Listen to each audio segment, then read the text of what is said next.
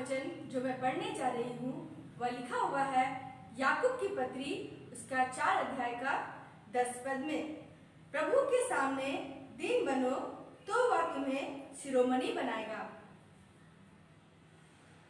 सबों को प्रभु यीशु के नाम में जय मसीह की। और आज के इस पवित्र दिन के लिए हम धन्यवाद देते हैं कि आज विश्रामवार दिन में फिर से एक बार हम उपस्थित हो चुके हैं और परमेश्वर का वचन, जैसा कि आज हमने 5 वचन सुना याकूब की पत्री और उसका 4 और उसका हम सभी 10 पद पे जो हम सभी वचन को सुने। प्रभु के सामने दीन बनो तो वह तुम्हें शिरोमणि बनाएगा।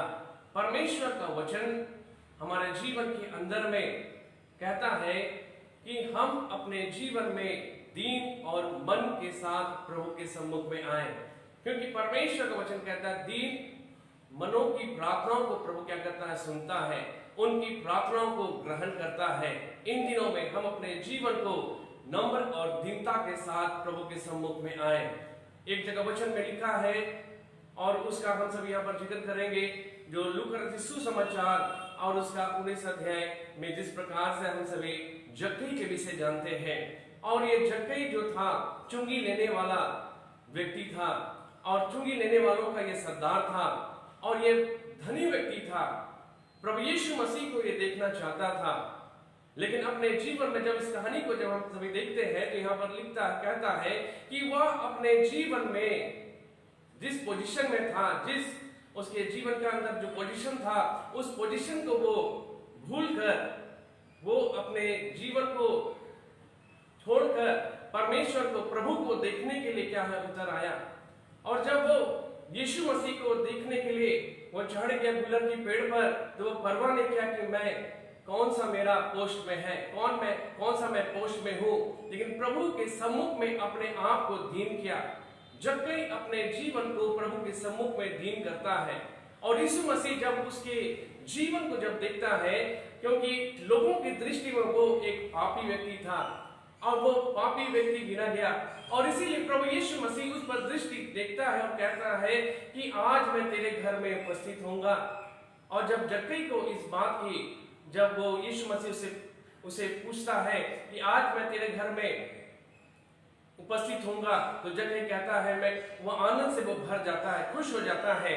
और प्रभु यीशु मसीह कहता है इस घर में उद्धार आया है।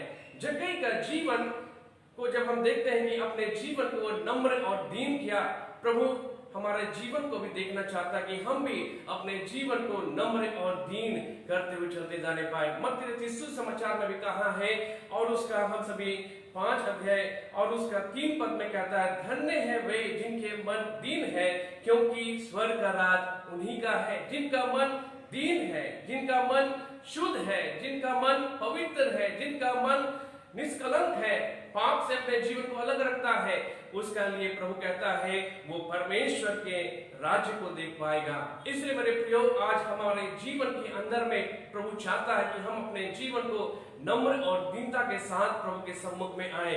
यीशु मसीह के स्वभाव को भी हम सभी देखते हैं, जो फिलिपी की पत्री में लिखा है कि वह अपने स्वभाव को कहता है। फिलिपी की पत्री में जिस प्रकार यहाँ 2 और उसका 5 पद में कहता है, जैसा मसीह यीशु का स्वभाव था वैसा ही तुम्हारा भी स्वभाव हो।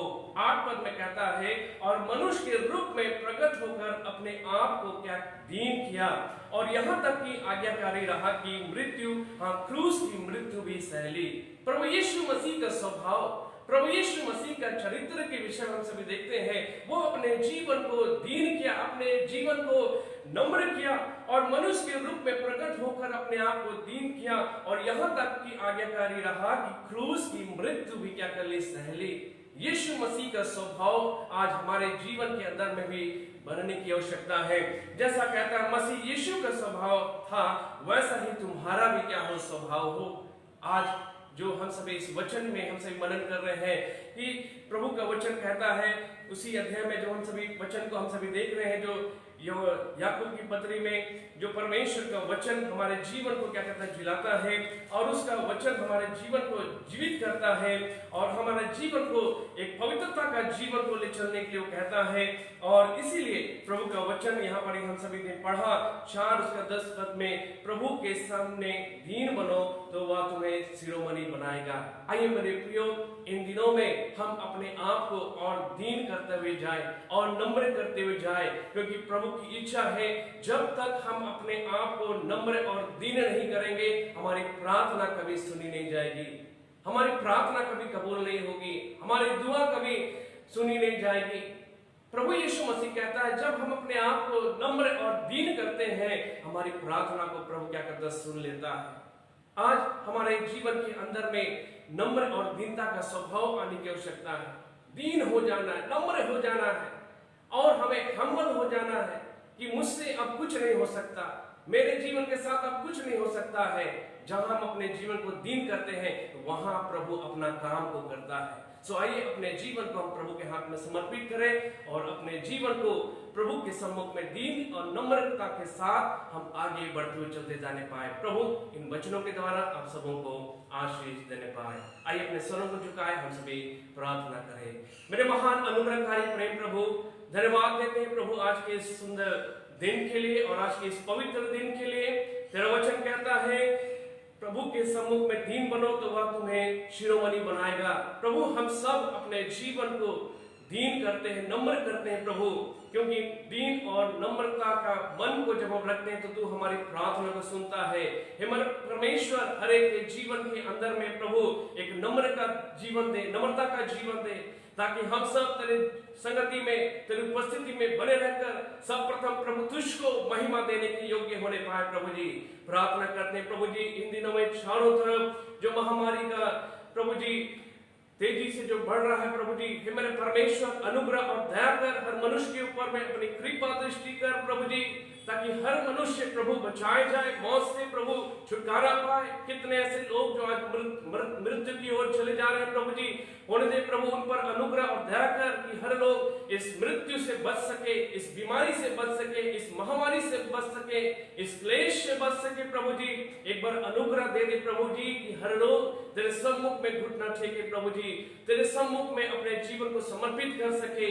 मेरे परमेश्वर हर एक जो संग और साथ तो होले, हर एक विश्वासी बहनों और भाइयों के साथ होले, हर एक परिस्थिति में प्रभु उनके साथ हो लीजिए प्रभु जी।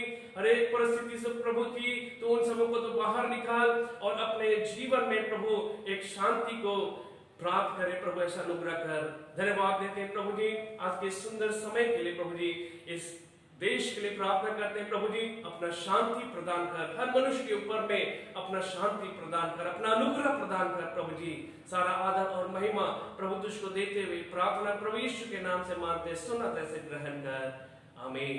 अब हमारे ईश्वर पिता का प्रेम, प्रभु यीशु मसीह का अनुग्रह, पवित्र आत्मा का सहभागिता हम सबों के साथ अब से लेकर सर्वदा तक होती रहे, आमीन।